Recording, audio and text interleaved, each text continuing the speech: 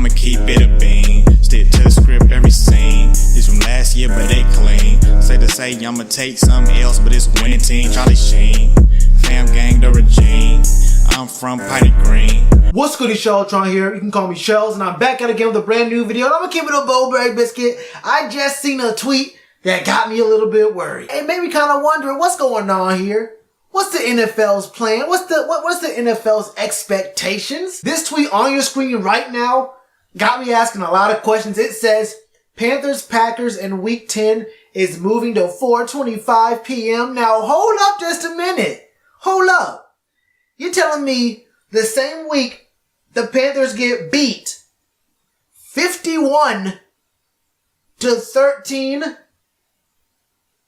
and the same week later on that day, the Packers put in work against the Patrick Mahomes-less Chiefs, where this man, Aaron Rodgers, throws for 300 yards and 3 touchdowns. That's the week the NFL decides, you know what, how about we move this Packers-Panthers game in Lambeau to 4:25. Where there's only 3 games being played. There were 2, but this is a week where, you want to flex games. There ain't going to be very many games going on at that time. The other 2 games in that 4 p.m. slot are the Dolphins at the Colts and the Rams at the Steelers. 2 games where there are bad teams playing mediocre, middle-of-the-road teams. And then we get the Packers and the Panthers. And the NFL smart. They don't do these things for no reason.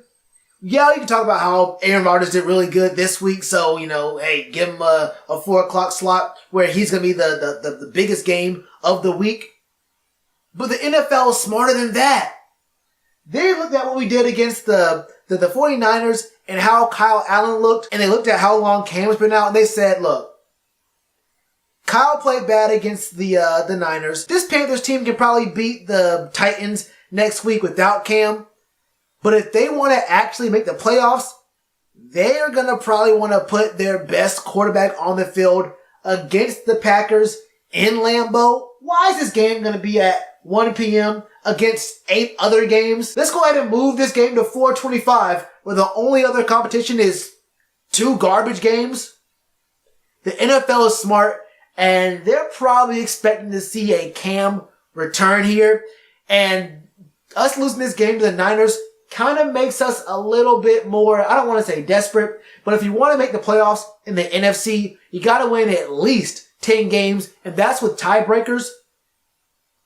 You're probably going to have to win 11 games, and this is a game right here you have to win, because even if you only win 10 games, the Packers are a team who might not win their division. The Vikings are 6-2, the Packers are 7-1, but even if the Packers don't win the division, they're still obviously going to be in the hunt. And if we have the same record at 10-6 or even 11-5, if we lose to the Packers in 2 weeks, they get the spot over us in a tiebreaker. So this is going to be a tough game. You pretty much, I think, have to have Cam play, because I don't think that Kyle Allen can beat this Packers team the way we've been playing. With no left tackle, with no Trent Williams, I don't see this season going well at all anyway. But I don't know if Kyle Allen can lead this team, because the Packers, their defense isn't garbage anymore. For a while there, it was just Aaron Rodgers was the only good part of the Packers, and the defense was bad, and he didn't really have a run game. Now he has a really solid run game with 2 really solid running backs. And how do we lose this past game against the Niners? Exactly. So this is a must-win situation in 2 weeks. Well, you got to beat the Titans, first of all. But if you want to make the playoffs, you got to beat the Packers. And the NFL knows that. There is a lot of pressure being the game at 4:25 in Lambeau. Possibly, probably, most likely, the return of Cam Newton.